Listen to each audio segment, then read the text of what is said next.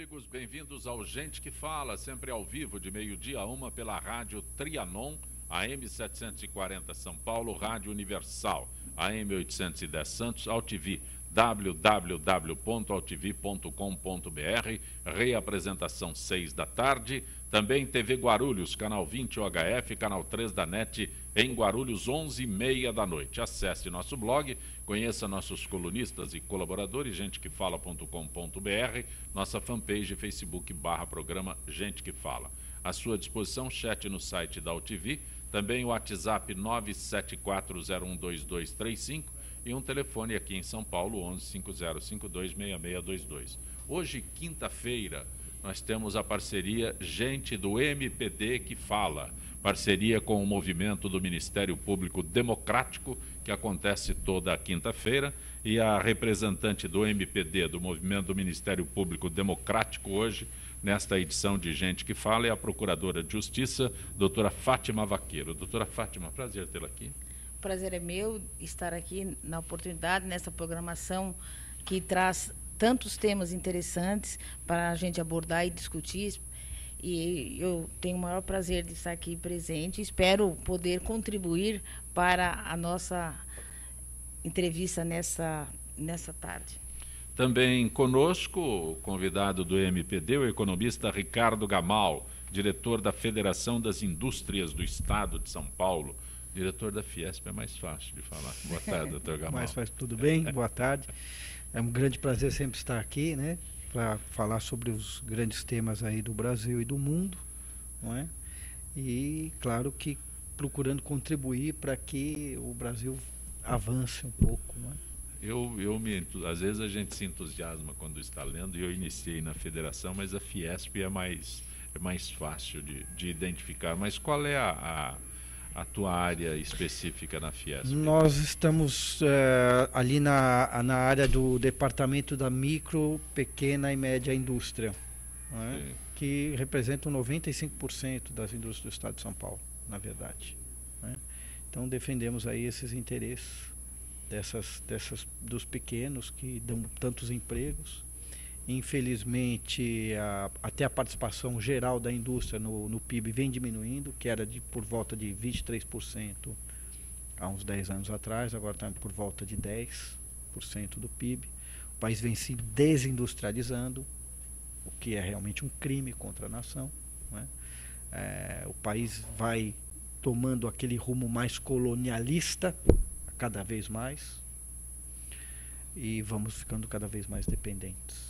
Entra governo e sai governo, e infelizmente é o que tem acontecido. Antes de entrar diretamente na pauta, doutor Gamal, quando o senhor fala em pequenas e médias, não há um certo desprezo de parte dos governos, das autoridades com esse segmento? As pessoas estão voltadas para os grandes, né? Pequeno e médio parece que fica... Sim. O grande capital é realmente sempre o que é mais beneficiado e beneficiário das políticas econômicas, tanto financeiro como até as grandes empreiteiras e tal, né? São, paralelamente, os grandes financiadores das campanhas eleitorais. Até legalmente eles são os grandes financiadores. Estou nem falando da questão da ilegalidade.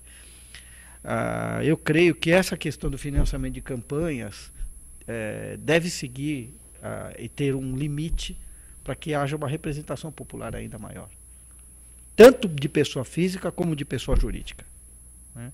Mas esse é um tema para os legisladores, né? Perfeito.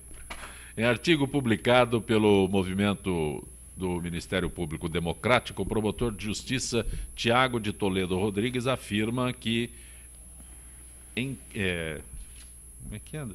inquestionavelmente, os graus de insegurança, violência e impunidade no Brasil são elevados e os episódios de desrespeito aos direitos humanos fundamentais envolvendo adolescentes são frequentes. No entanto, ele afirma que, infortunadamente, o horizonte não existe indicadores de alterações sistêmicas positivas e eficientes. Doutora Fátima.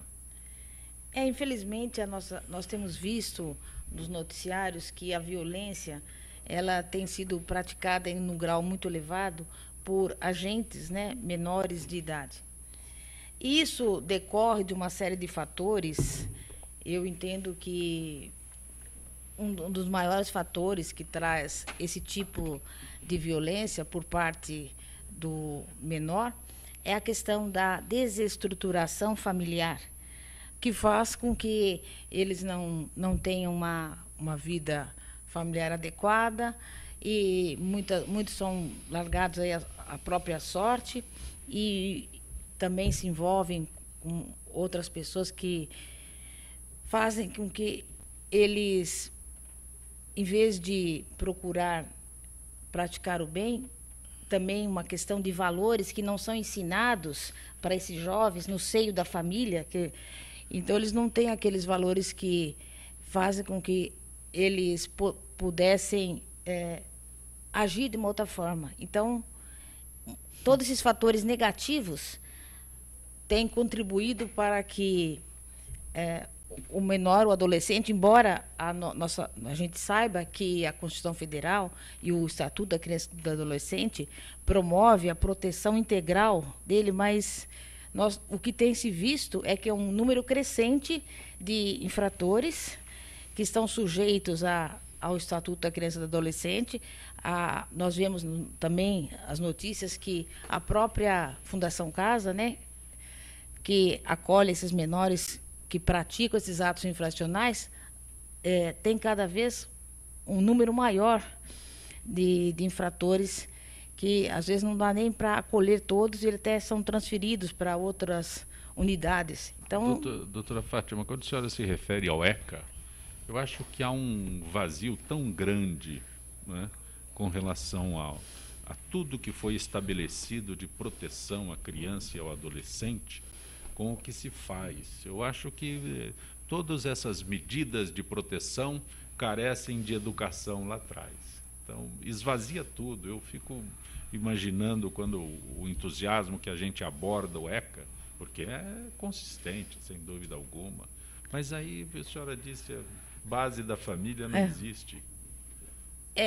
Por um lado não existe a base da família, e por outro lado tem a questão da política pública, porque a lei promove, né, uma proteção integral, mas na prática, né, quando se procura colocar em prática o que está escrito na lei, é difícil. É inconsistente, infelizmente.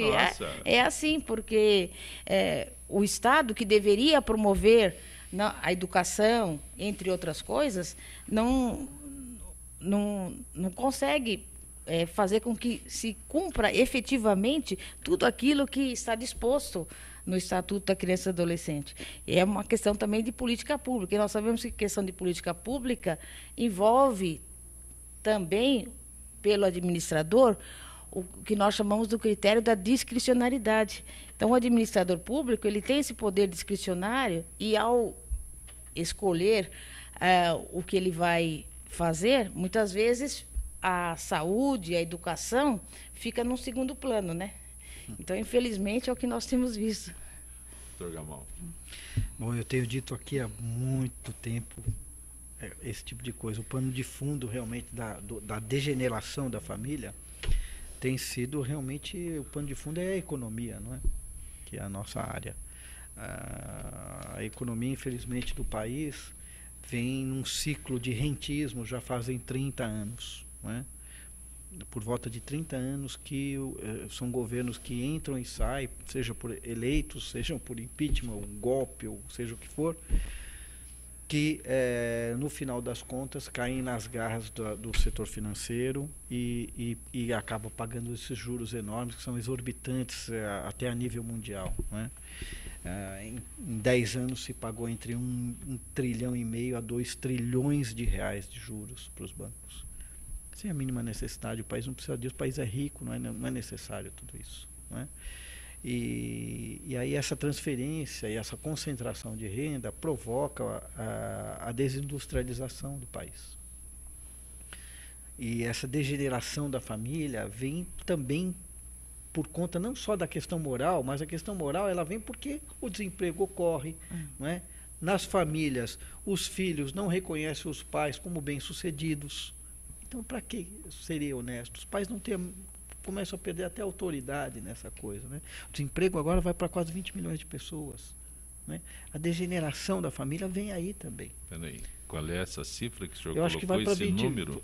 vai para 20 milhões. Porque né? o governo alardeia com preocupação 12 milhões. Vai para 20. Né? Vai 12 para 20. milhões, mas quando o governo anuncia 12 sequência, milhões, eu fico imaginando o que ele escondeu lá.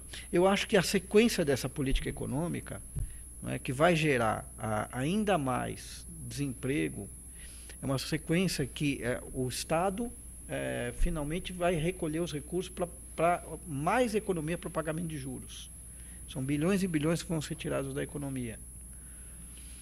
Onde vai dar isso? Né? O que vai dar? Vai dar o seguinte, que a arrecadação vai cair ainda mais, menos massa de dinheiro circulante, não é? A tua perspectiva e pode caminhar para 20 milhões. Dentro desse governo que nós temos aí, um governo, chamam de interino, provisório, qualquer coisa que seja, não é? O presidente em exercício é o Michel Temer, não sabe se fica no prazo de 180 dias, se retorna como vice, esse tipo de situação que o Brasil vive. E a tua perspectiva como economista, quando a gente fala, né, no futuro lá, tem ou não tem? A continuação deste modelo rentista, seja com Temer ou com Dilma, Sim. A continuação disso vai gerar um desastre para o país. Porque a convulsão social que vem aí, desordenada, pode ser muito violenta. Veja bem, a pessoa quando está desempregada, ela recebe o seguro-desemprego. E nós estamos nessa fase, as pessoas começam a receber o seu seguro-desemprego, as famílias. Mas é por 6 meses, é temporário. Exatamente. E depois disso, você vai ter a cada mês uma massa cada vez maior de pessoas que vão entrar num outro patamar, no patamar já do desespero. O que pode vir disso? O que pode vir disso? Não, eu não sou profeta do apocalipse, mas o país tem que olhar essa coisa. O rentismo voltou em alta. Tiramos no Banco Central, por exemplo, quem está no Banco Central hoje em dia é exatamente um sócio de banco. Ele não é nem diretor de banco, já é sócio de um banco. Não é? Qual é a tendência disso? Qual é a tendência que o país vai ter nessa coisa?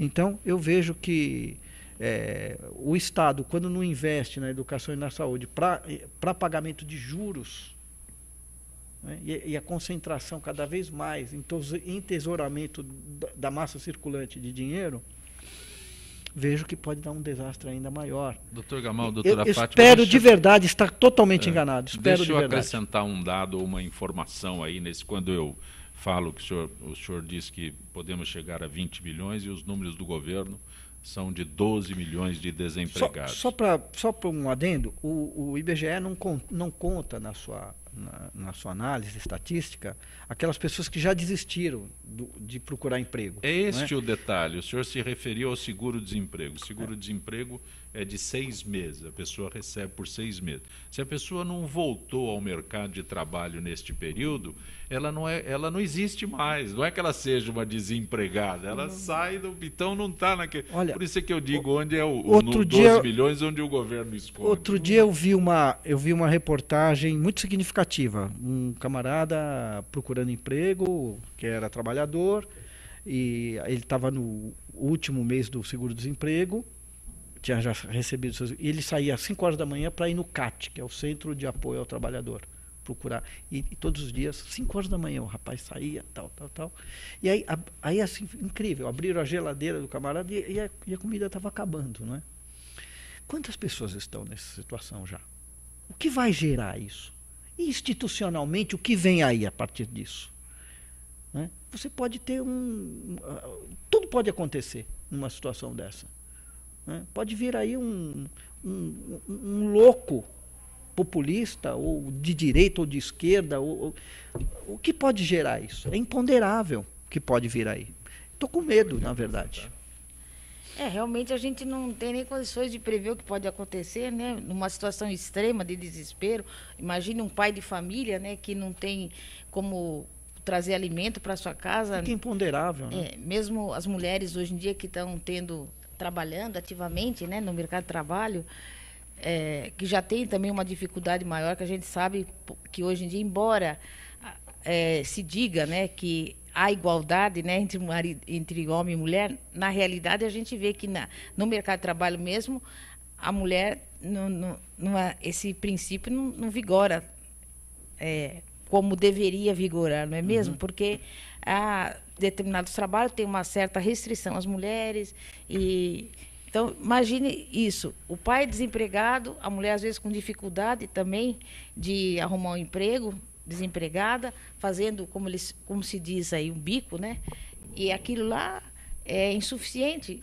A gente nem consegue imaginar o tipo de resultado disso. É, com certeza, uma situação desesperadora, tanto para um pai de família como uma mãe de família, para sustentar seus filhos. E o que nós temos visto é que isso tem gerado a violência, né? Indiscutivelmente. É o pano de fundo, né? É o pano de fundo da violência, né? Olha, o Brasil, a Universidade de São Paulo, a USP, manteve a primeira posição no ranking de universidades da América Latina, feito pela empresa britânica, um dos levantamentos mais prestigiados do mundo. Entre as 10 melhores, 4 brasileiras completam a lista: a Universidade Estadual de Campinas, em segundo lugar, a Universidade Federal do Rio de Janeiro, e em quinto, a Universidade de Brasília, em nono.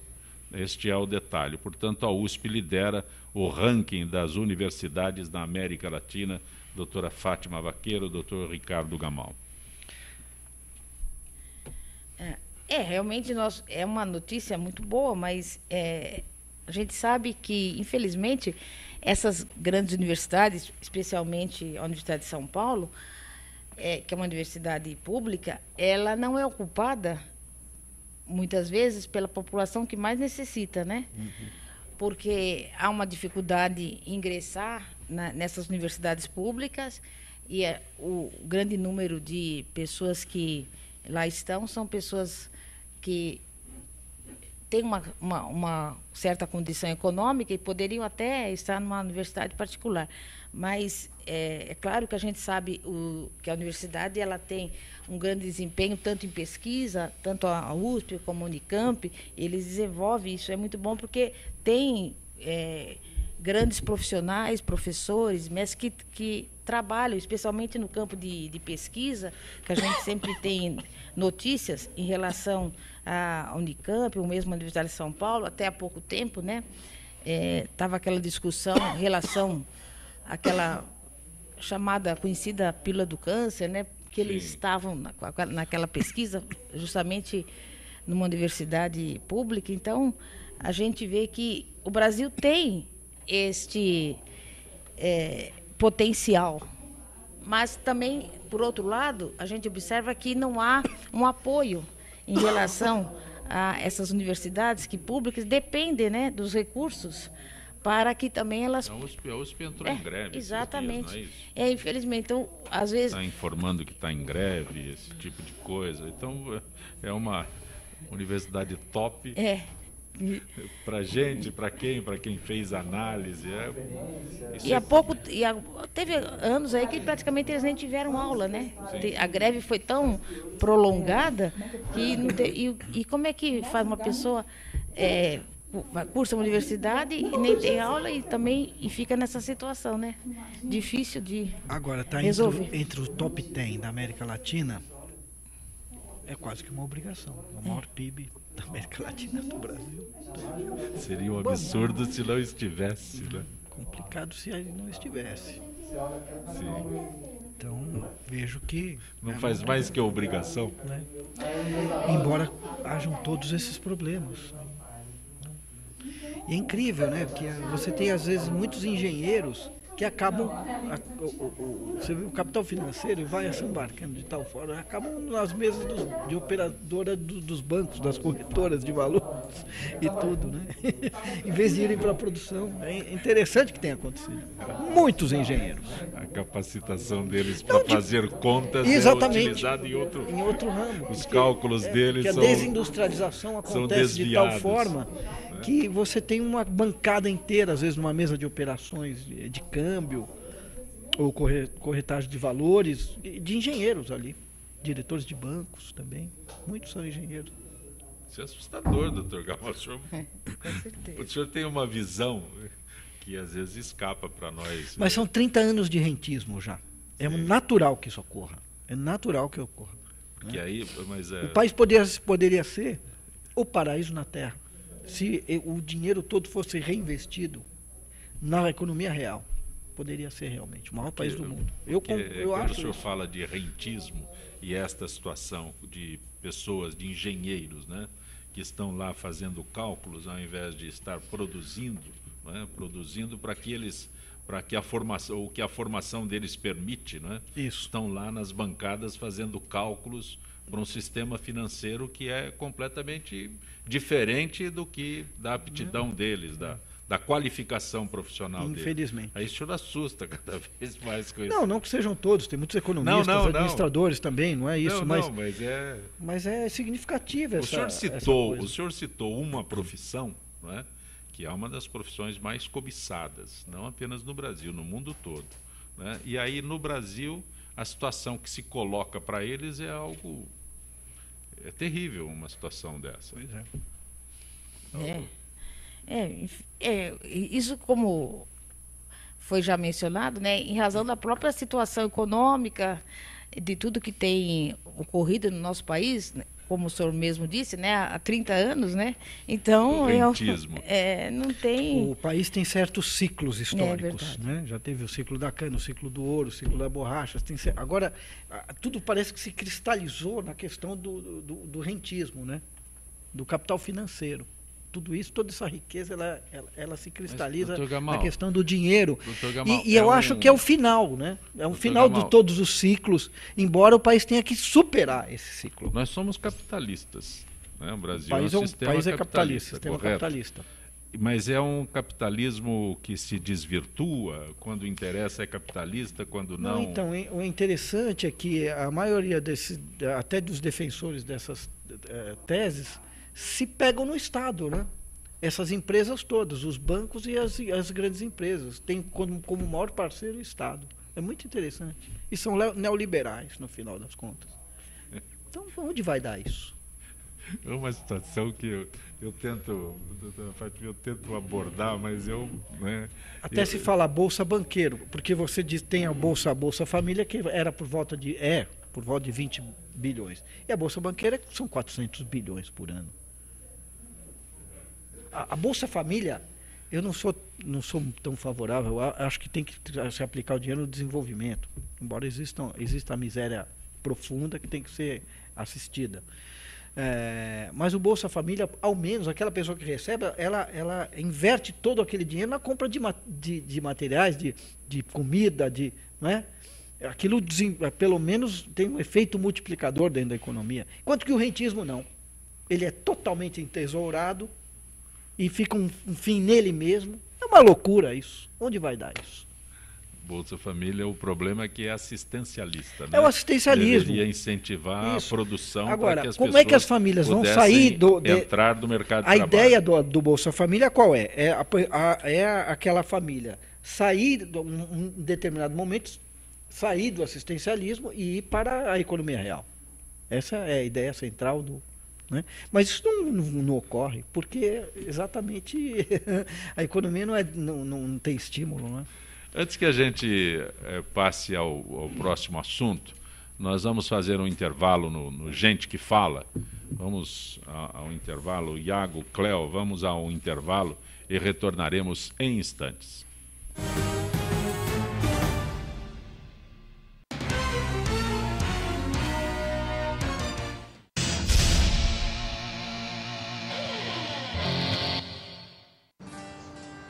Espécies da Mata Atlântica.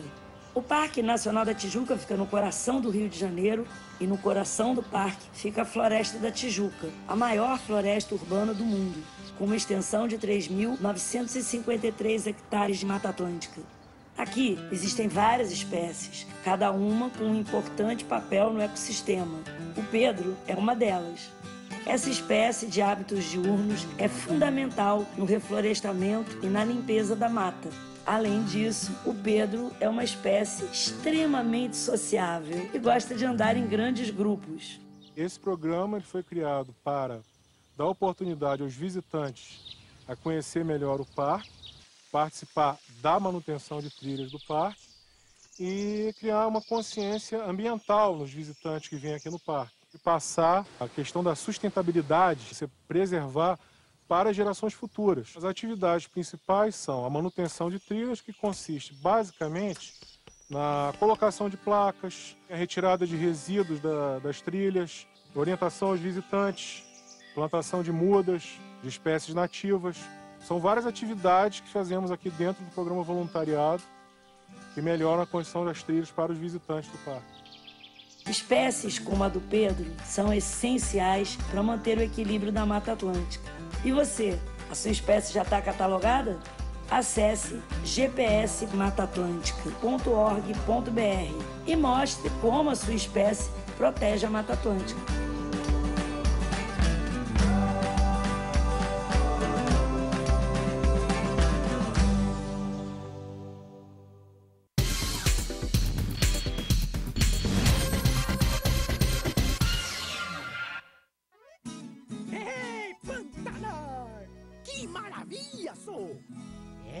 Mas aqui os peixes já estão diminuindo.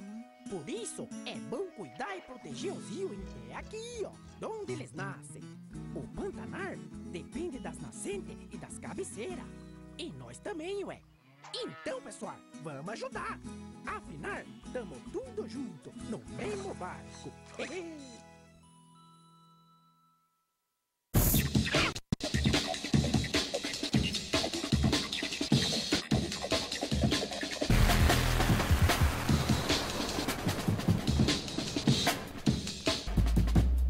Olá, eu estou aqui para tocar sua consciência. Nossa saúde ganhou o movimento Mama Amiga pela Vida, uma ação social e voluntária que trabalha pela prevenção do câncer de mama. Esse trabalho leva informação às mulheres, apoio e um toque de carinho, com campanhas como a Rede de Pontos de Prevenção e o modelo Mama Amiga, que ensina a identificar possíveis alterações nas mamas. Para saber mais, acesse e participe desse grande movimento pela vida da mulher.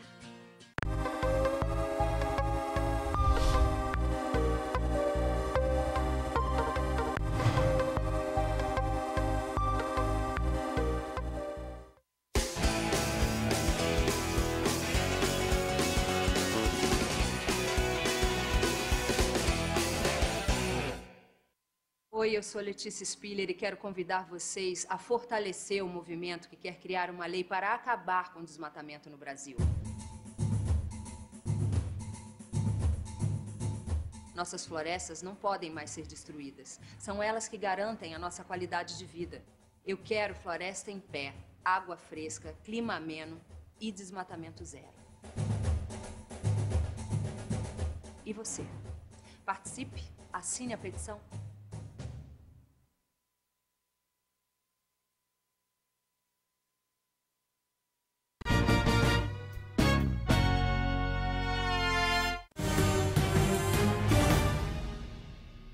Gente que fala pela rádio Trianon, AM 740 São Paulo, Rádio Universal, AM 810 Santos, AltV, www.altv.com.br, reapresentação 6 da tarde, TV Guarulhos, canal 20 UHF, canal 3 da NET em Guarulhos, 11h30 da noite. Nosso blog, gentequefala.com.br, nossa fanpage, Facebook/programa Gente que Fala. Conosco hoje a Procuradora de Justiça no nosso Gente do MPD que Fala. Ela é representante, doutora Fátima Vaqueiro, do Movimento do Ministério Público Democrático, o MPD. O economista Ricardo Gamal, diretor da Fiesp, e também conosco o advogado Renato Ribeiro. Prazer tê-lo aqui, doutor Renato. Uma grande alegria, Jean Copé, tê-lo mais uma vez esse convite de participar desse programa tão importante que é o programa Gente que Fala, e especialmente na presença do Ricardo Gamal, economista, importante economista da Fiesp, e também da doutora Maria de Fátima, procuradora do Ministério Público do Estado de São Paulo. É uma grande alegria participar e tentar colaborar de alguma forma com as conversas e debates aqui colocados. O senhor é professor de Direito Eleitoral Constitucional. O senhor terá muito trabalho neste ano eleitoral? Imagino que sim, imagino que sim. Não posso reclamar. Não posso reclamar da questão de ter trabalho, ainda mais em momentos de crise. Quando o advogado tem trabalho é porque as coisas estão bem. Quando não tem é que acaba. Mas a pergunta é porque a lei se tornou um emaranhado tão grande, tão confuso. E ao invés de melhorar, a gente sempre imagina que o sistema eleitoral deva ser melhorado. Mas não é isso que acontece no nosso Brasil. Ele é cada vez mais complicado. Aí vai se proibindo, e nesta proibição eu imagino que os candidatos... Agora eu com frequência recebo pré-candidatos, né? Eu não posso dizer que eles são candidatos. Não pode pedir voto explicitamente. Não, posso dizer que é pré-candidato, aí se o cara falar vote em mim, ele está impugnado, ele já nem vai para a convenção. Eu não consigo entender essas coisas todas. Na verdade, eu costumo falar, e sobretudo nos cursos de pós-graduação e nos cursos até de graduação com meus alunos, uma coisa que eu percebo, Zé Compé, muito, que a legislação, a cada eleição municipal, na verdade uma eleição municipal ela funciona mais ou menos como um tubo de ensaio, um balão de ensaio para mudanças legislativas. Tem uma eleição geral, automaticamente acontece, e sempre isso, sem nenhuma exceção, sempre se modifica a legislação eleitoral. Foi assim com a proibição das camisetas, dos brindes. Destruíram a indústria eleitoral. Daí depois, a restrição, nós tivemos a lei da ficha limpa, aplicação primeira nas eleições municipais, agora uma diminuição do tempo de campanha, proibição do cavalete, proibição do financiamento empresarial de campanha. Todas essas proibições, elas sempre ocorrem nas campanhas municipais, que na verdade, onde eu tenho um maior número de candidatos, porque todo município tem pelo menos 2 candidatos. Então, existe um grande espaço de trabalho para a Justiça Eleitoral, não só para os advogados, mas para o Ministério Público Eleitoral e para a Justiça Eleitoral também, os magistrados que compõem a Justiça Eleitoral. E, nesse contexto, nós temos eleições cada vez mais proibitivas. Essa eleição ela será de grande desafio para a fiscalização, porque proibindo-se pela primeira vez o financiamento empresarial, muitas vezes, aquelas empresas que costumavam oferecer doações, e eu costumo nem falar doações, mas verdadeiros investimentos, eu não acredito que pela mera proibição elas deixem de fazer determinados investimentos. Então nós temos uma situação em que o Caixa 2 pode ser ainda mais proeminente do que nas outras eleições. E será um desafio. Eu costumo falar, em relação aos cavaletes, às proibições, as eleições, quando nós éramos mais jovens, nós ouvíamos que as eleições eram a festa da democracia. Eu costumo falar para meus alunos que hoje, com tantas proibições, ela está cada vez menos festa, ela está cada vez mais profissionalizada, e se é festa, é aquela festa que a tia-avó faz à tarde, chama outras senhoras, não é mais aquela festa com que nós encontrávamos. Isso é bom, por um lado, porque se restringe, porque se tenta colocar as campanhas de maneira mais barata, menos custosa para o candidato, sim, e pelo menos com a ideia principal de se discutir projetos e maneiras de visão do município, do país, do estado, etc. Só que, por um outro lado, ela restringe de tal forma que ela abre margem para uma série de ilegalidades, porque é muito fácil incorrer nas ilegalidades. E, muitas vezes, se cria mecanismos, o Brasil, como em outras áreas, ele cria dificuldades para vender facilidades. Então tem muita gente sendo criativa ultimamente para tentar, olha, não posso financiamento empresarial, mas eu posso fazer a contribuição voluntária do eleitor militante. E assim por diante. Então há mecanismos já criativos de tentar se driblar essa... Doutora por Fátima, pessoa física seria. Exatamente. A senhora que mora no interior? Não, eu moro em São Paulo. Mora em São Paulo, mas trabalha também no interior, apresenta programas no interior? Não, eu tenho um programa que trata... um programa evangélico numa rádio na cidade de São José dos Campos, né? Sim. Que eu apresento todos os sábados, né? Das 15 às 18 horas. E eu tenho lá também uma residência lá. E a gente vê essa questão... Exatamente isso que eu queria.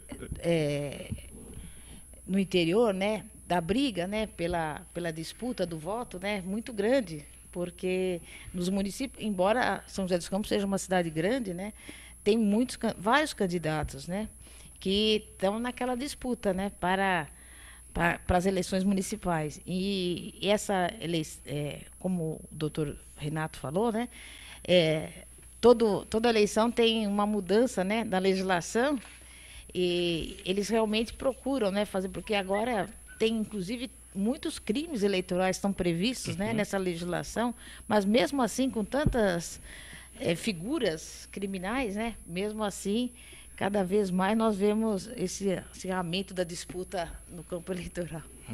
O presidente em exercício da Câmara Federal, deputado Valdir Maranhão, ele criou na terça-feira uma comissão especial destinada a discutir as propostas de combate à corrupção apresentadas pelo Ministério Público Federal, que receberam mais de 2 milhões de assinaturas de apoio da população. As medidas foram entregues ao Congresso no fim de março e, desde então, estavam à espera que a comissão fosse criada para começar a analisar o texto.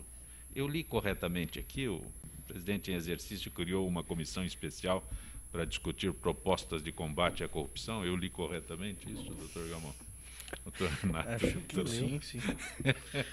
Maravilhoso. Eu noto o ar de ironia da pergunta do senhor. Não, é irônico. Pergunta retórica.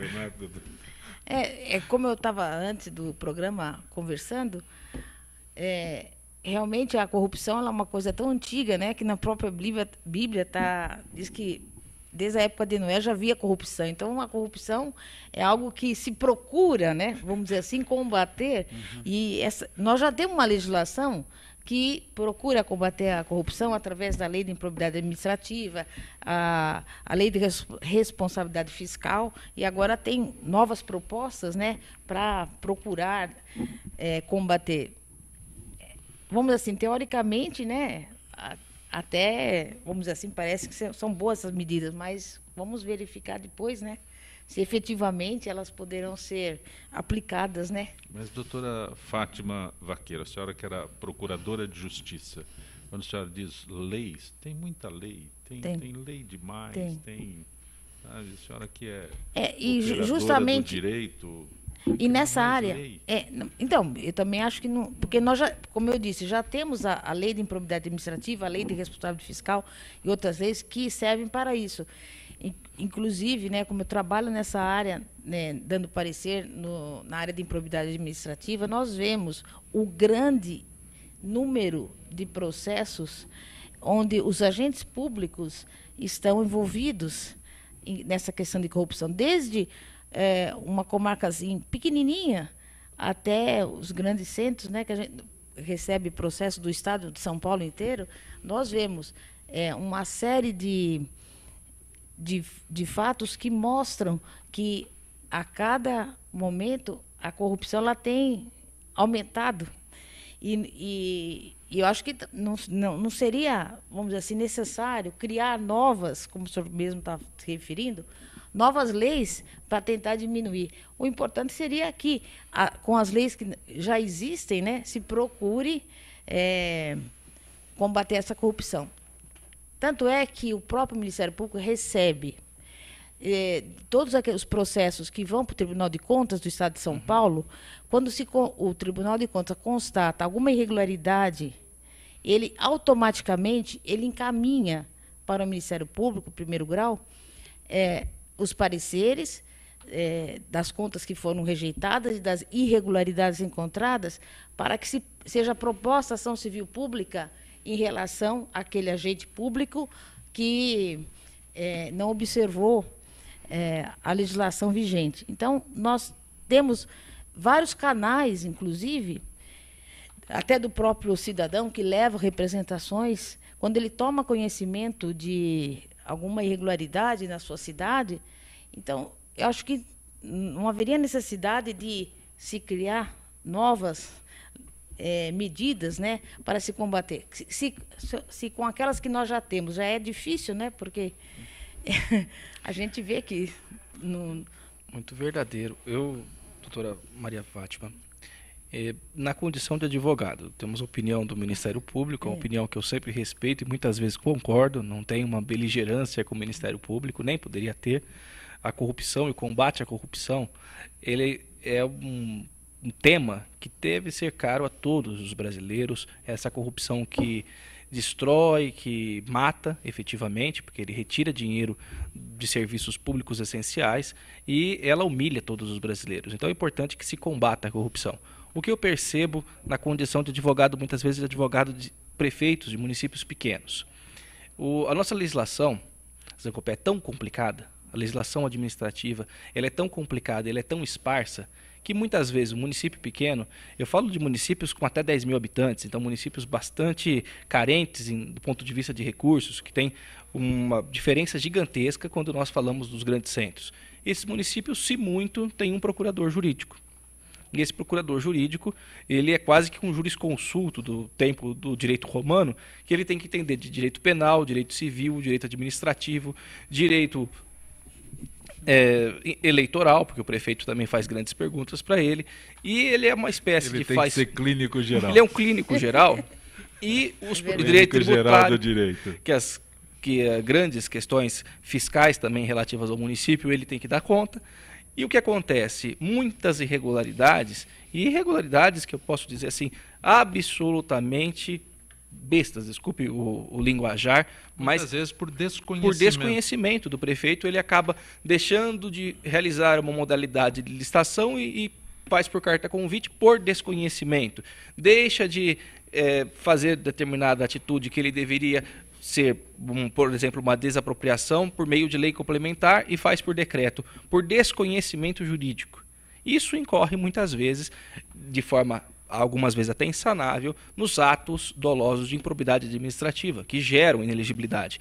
Então, a maior parte das inelegibilidades hoje colocadas pela lei da ficha limpa, elas vêm decorrentes não da seara criminal, mas sim de condenações, tanto na justiça por ato doloso de improbidade administrativa e nos tribunais de conta também por reprovação de contas, também por ato doloso de improbidade administrativa.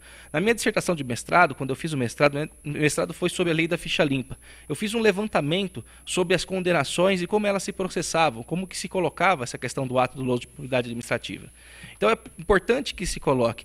Os municípios, eles são carentes, que a legislação é muito complicada. Mais uma vez eu repito, vende-se a facilidade depois de se criar a dificuldade. Sob a perspectiva de combate à corrupção, mais explicitamente sobre essa questão da nova comissão, mais uma comissão colocada na Câmara dos Deputados para se combater a corrupção, eu só faço um pequeno adendo, sem querer monopolizar a palavra aqui, mas nós temos uma questão cultural no país que ela precisa ser superada. Nós temos leis e as leis, se aplicadas, nós teríamos um país extremamente alheio a qualquer questão de corrupção. Só que a nossa história brasileira, ela começa. O primeiro documento jurídico escrito no país, a Carta de Pedro Vaz e Caminha, enviada ao rei de Portugal, no final da carta, para quem tem conhecimento do texto, no final da carta ele pede emprego público, sabendo que o rei leria a sua carta, um emprego público, um favor a um parente seu. Então nós começamos a nossa história enquanto Brasil, ela começa com um crime de prevaricação, em que alguém, num exercício de uma função pública, pede um benefício a terceiro. Ela começa por aí. Passando adiante, nós tivemos, isso é cultural, a lei que proibia o tráfico negreiro, que naquele momento ficou conhecida a expressão da lei para inglês ver. Então, se proibiu o tráfico negreiro, falava-se para a Inglaterra, nós não traficamos mais, e Portugal continuou a prática do tráfico escravocrata, absolutamente horrível, não tem como se defender uma situação como essa, mas Portugal, ao cabo de vários anos, ainda continuou praticando e oficialmente dizendo às potências europeias, nós não mais fazemos tráfico negreiro, não fazemos mais a prática da retirada de negros da África, trazendo para o Brasil na condição de escravo. E isso é cultural. Hoje o Brasil fala em combater a corrupção, só que na condição de cidadão, na rua, nós vemos o sujeito, ele é parado na blitz, ele quer dar um dinheiro para o guarda para não ser pego. A pessoa tem 17 anos, 16 anos, ela já começa com a ideia de que eu vou falsificar uma cédula de identidade para conseguir entrar numa determinada festa que exige a entrada a partir dos 18 anos. Esses atos, ainda que pequenos, são atos de corrupção. O parlamentar, o político, a pessoa que está exercendo hoje uma função pública, e no direito eleitoral se estende essa ideia de agente público, pessoa que transitoriamente ou não, por meio de remuneração ou não, exerce uma função pública, chamado de agente público, ele só é uma pessoa que tem mais contato e mais condições de, vamos dizer assim no popular, meter a mão no dinheiro público. mas é uma pessoa que vem da comunidade, não é um ET, não é um extraterrestre. É uma pessoa que foi eleita pela população, eleita pelos seus pares e que simplesmente tem mais condições. Então é uma mudança cultural. O Brasil só vai combater efetivamente a corrupção quando tiver uma mudança cultural, passando pela educação, em que não seja mais tolerada, não seja mais admitida nenhuma forma de corrupção. Nós não aceitamos. Ver o sujeito colando na prova ao lado, ou respondendo a chamada para o colega na faculdade ou no ensino médio, assim que seja, ele já fala, não, isso é um ato de corrupção. A partir desse entendimento, eu tenho certeza que nós vamos evoluir, seremos um país melhor e maior do que somos hoje. O senhor quer abordar esse assunto? Tem uma pergunta direta para o senhor ali. O senhor quer abordar esse assunto? Não, eu acho que falou-se muito bem. Vejo só que a questão da promiscuidade público-privada, tendo leis eleitorais que proíbam o financiamento de campanhas, eu acho que é um avanço, né? Embora já hajam as válvulas de escape, como falou o doutor. Sim. Né? Você faz uma lei aqui e a válvula de escape do lado. Mas, de qualquer forma, eu acho que nós deveríamos avançar por este lado também. Dr. Gamal Jaime do Jardim Bonfilholi pergunta ao senhor por que a proposta econômica de Temer não prevê mais impostos para os mais ricos, mas vários direitos a menos para os demais. Então, essa é uma das linhas que o governo Temer parece que está tendendo a seguir. Não é? E vejo que a grande questão de você fazer impostos para, por exemplo, os bancos, eu acho que está fora de questão no governo Temer. Não é? Na medida em que o ministro da Fazenda é banqueiro, o presidente do Banco Central é banqueiro. Mas não tem que ser alguém da área para cuidar disso? Não necessariamente. Não, você pode ter alguém que venha exatamente do setor estatal, você não precisa ser do setor privado. Aliás, essa é uma questão, a quarentena. Né? A quarentena entre o setor público e privado.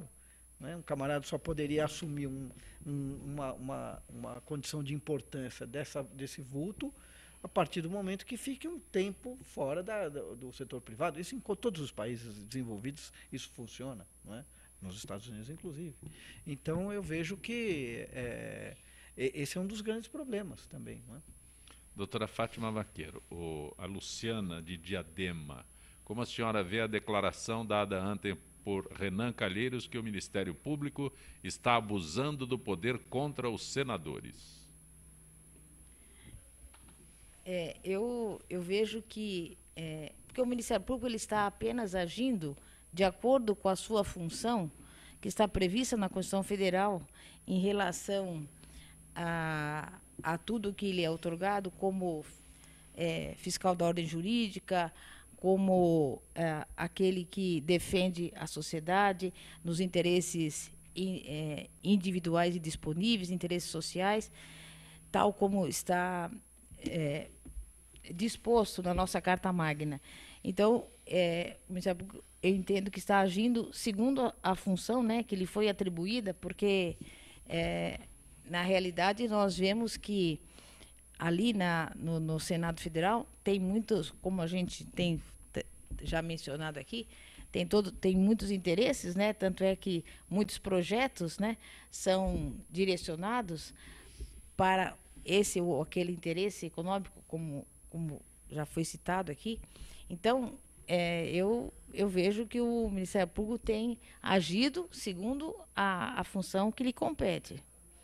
Embora, claro, que não vai agradar aos políticos, porque justamente uma das suas funções havendo algum ato que possa caracterizar esse ato improbo, ele tem que agir segundo o que lhe foi atribuído pela Carta Magna. Que o Zé Paulo diz sempre, né? Todos são iguais perante a lei, mas tem uns mais iguais. Né? Tem os mais iguais. Doutor Renato Silvia de Santana, qual a sua posição sobre um condenado em segunda instância e um condenado em segunda instância já cumprir pena? Essa pergunta é uma pergunta muito interessante. A Silvia foi muito feliz nessa pergunta e trazer esse debate. Na verdade, o que aconteceu foi que há alguns meses o Supremo Tribunal Federal entendeu, e de uma maneira bastante controversa, gerou grande clamor jurídico essa questão, de que o condenado em segunda instância na seara criminal, é bom que se diga, ele poderia começar a cumprir a pena a partir da condenação na segunda instância, ou seja, por um órgão colegiado, Tribunal de Justiça, Tribunal Regional Federal, dessa forma. O que acontece aí, e a minha grande preocupação, não só como advogado, mas também como estudioso do direito constitucional, é que, havendo uma possibilidade de, no recurso, no Tribunal Superior, seja no STJ, seja até mesmo no STF, uma possibilidade de um eventual recurso comprovar a improcedência da ação, a absolvição do sujeito, não tem uma forma jurídica e nem científica de se devolver o tempo. Então, um sujeito que ele começa a cumprir pena, um sujeito que ele começa a cumprir a pena antes do trânsito em julgado, ele já é preso nesse sentido, por mais que isso ofereça um sentimento de combate à impunidade, um sentimento de combate a situações que são absurdas na nossa realidade brasileira, por um outro lado, ele acaba violando princípios e garantias fundamentais, que é o princípio da presunção de inocência até o trânsito em julgado. Doutor Renato, acho que ela se refere ao caso mais famoso do momento, que é o Ishii, o agente federal lá, famoso agora, o japonês da federal, que condenado já está cumprindo pena, mas é uma pena interessante, porque ele só está usando a tornozeleira, continua nas suas funções, só não pode sair para fazer prisão. É uma forma de condenação, mas eu creio que toda forma de condenação, antes do trânsito em julgado, ela gera problemas. É claro que nós temos, e sempre que entendemos que é necessário, combater a impunidade. Uma posição minha, que eu tenho falado sempre, não é abreviar o momento processual para que seja cumprida a pena antes da decisão final, mas sim lutar por maior celeridade na justiça. Como que se faz essa maior celeridade? Com maior quantidade de magistrados. Hoje nós sabemos, isso é público, que existe ainda um déficit muito grande de juízes, então mais gente trabalhando como juiz, déficit em relação ao Ministério Público, nós precisamos de promotores, nós precisamos de defensores públicos. Então, a justiça ela vai ser mais célere quando ela conseguir, do ponto de vista da própria organização do Poder Judiciário e do Ministério Público, etc., nós temos condições do processo andar mais rapidamente. Muitas vezes o processo ele fica um bom tempo aguardando uma decisão judicial, a chamada conclusão. Os autos estão conclusos. O auto fica conclusos por meses, de repente até por anos, aguardando uma decisão. Então, eu creio que a necessidade não é cercear o direito do cidadão em ter o seu recurso apreciado até a última instância, onde couber recurso, mas sim proporcionar uma maior celeridade nos processos que já estão. Nós temos hoje uma quantidade gigantesca de processos, temos mais processos no Brasil do que cidadãos. Então, temos mais do que 204 milhões de processos tramitando atualmente, na data de hoje, na Justiça. Isso é muito sério, porque dá mais de um processo por cidadão, por brasileiro, e é importante que haja alguma forma estatal. É claro que isso passa por recurso, isso passa por concurso público, isso passa por maior o chamado inchaço, que não necessariamente o inchaço do serviço público é ruim. Eu preciso efetivamente ter promotores, eu preciso efetivamente ter mais juízes. Isso é importante para a própria prática da cidadania. Então, tendo mais celeridade dos processos, eu tenho certeza que se combaterá mais a impunidade do que um corte no direito de defesa do cidadão. Posso dar minha opinião, por favor. De leigo, não é? Ou, no mínimo, o cidadão pode ter uma contrapartida de garantias, imputando alguma responsabilidade ao Estado se fizer algum erro, né? Ao Poder Judiciário, se fizer algum erro. Inclusive, uma responsabilidade até nominal, não sei, dos próprios juízes que possam responder por isso. Quem responde por isso? Se tiver um erro. Não, é um problema, não é? Com certeza, o Estado responde, tem a responsabilidade civil do Estado, se houver um erro. É que a gente sabe que... E não criminal. Você colocou uma pessoa, aí é o meu ponto, você coloca uma pessoa que é inocente, e foi verificado lá na última instância. Eu sou leigo, desculpe, é questão de cidadão. Não leigo nada, um economista importante. Leigo no assunto mais jurídico, não é? E você coloca um cidadão lá na cadeia, e lá na última instância é verificado que ele é inocente. Não, ele pode entrar com uma ação civil de Quem responde por o isso? Estado. O Estado Só que responde. até ele receber vai levar Mas uns não, 20, mas não 20, tem uma 30 pessoa que também Vai responde. Vai virar um precatório. E vai receber em dinheiro, não vai receber em tempo. Então, ele vai vai receber receber em dinheiro, nos uma anos da vida indenização. perdidos. Mas quanto tempo vai levar? 20, Mas, 30 anos? mas aí que eu quero te dizer é o seguinte, não é um crime também ter colocado esse camarada lá preso. Quem cometeu esse crime? É a minha questão. Uma questão que eu vou puxar Quem responde por isso? Nós não temos Uma muito pessoa tempo, responde né? por isso ou é um Estado? Em Não, o um Estado minutinho. responde É um civil. problema isso. Só puxando para a área eleitoral. E essa pergunta, esse tema, ele começou em 2010, quando do julgamento da ação que discutia a constitucionalidade da lei da ficha limpa. O que aconteceu naquele momento? Alguém A lei da foi condenado na lei da ficha limpa? Sim, Alguém várias pessoas foram pegas. Nós temos hoje uma lista muito extensa das pessoas que são consideradas Não inelegíveis. vem a público quando, porque Não é. Não, Não vem recentemente. muito a público, Muita porque, gente, não, é até muito simples. Né? Se a pessoa é impedida de participar, não se toma Não conhecimento. se toma. Recentemente mesmo, até o vice-presidente da República, hoje presidente em exercício, ele está inelegível para as próximas eleições por ser considerado, por meio de decisão proferida pelo Tribunal Regional Eleitoral de São Paulo, ficha suja. O presidente da República, Michel Temer. Então, essa notícia foi de 3 semanas atrás. Então, quando diz que ele não vai concorrer... Diz que não ele vai já concorrer, sabe que mas ele não pode. existe uma condenação. É claro que isso pode ser suspenso. Mas só fazendo um último comentário, quando ocorreu esse julgamento, a lei da ficha limpa fala decisão de órgão colegiado, que vem a ser uma segunda instância, na maior parte dos casos. E daí o sujeito é considerado inelegível. Se ele recorre, o processo vai demorar mais 5, 10 anos para ser julgado até o final no STF, no STJ. E ele continua inelegível.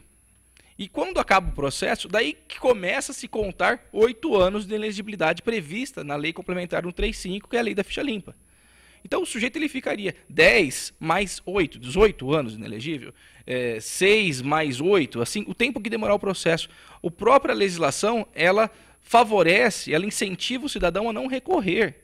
E não existe uma detração desse tempo. Então, são determinados exageros que eu considero na própria legislação, porque o sujeito, se ele é absolvido lá no STF, ele já ficou 10 anos inelegível, a vida política dele acabou. Só Doutor pôr um Renato adendo, Ribeiro. Gostaria de pôr um adendo. Mas também na lei de improbidade administrativa tem como sanção, né? Uma das sanções da lei de improbidade administrativa é a suspensão dos direitos políticos. E acontece praticamente a mesma coisa, né? Porque Exatamente. ele é condenado, vamos supor aqui em segundo grau, no Tribunal de Justiça do Estado de São Paulo, e depois ele recorre ou ao STJ, ao Supremo Tribunal Federal, também fica na mesma situação. Se ele recebe essa pena de suspensão do direito político, também fica na mesma Exatamente. situação. Então, Doutor é difícil Renato devolver Ribeiro, o tempo. Não temos mais tempo para nada. Agradeço a tua gentileza de ter Eu participado. fico do feliz e nosso peço Gente desculpa que pelo Fala. atraso devido ao trânsito de São Paulo. Doutor Ricardo Gamal, o senhor enriquece o nosso debate. Muito obrigado, um grande prazer estar aqui. Né? Quando todos pensam igual, ninguém está pensando.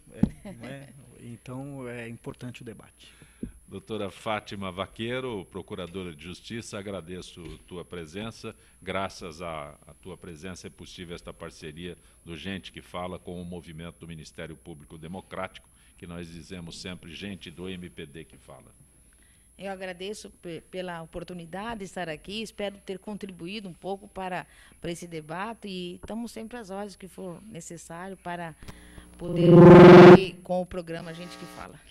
Gente que Fala tem direção-geral do jornalista Fausto Camunha, diretora de produção Zenilda Salvato, redação Pedro Schiavon, produção cultural Ricardo Godoy, na rádio Trianon, Benevené, Cléo Rodrigues, Neildo Neres, Ricardo Valim, na direção da TV Guarulhos, Fernando Mauro, na direção da UTV Alberto Luquete, na técnica James Eduardo, Marcelo Fontan, Sérgio Oliveira e Iago Matsumoto. Estaremos de volta amanhã, meio-dia. Gratos, até lá.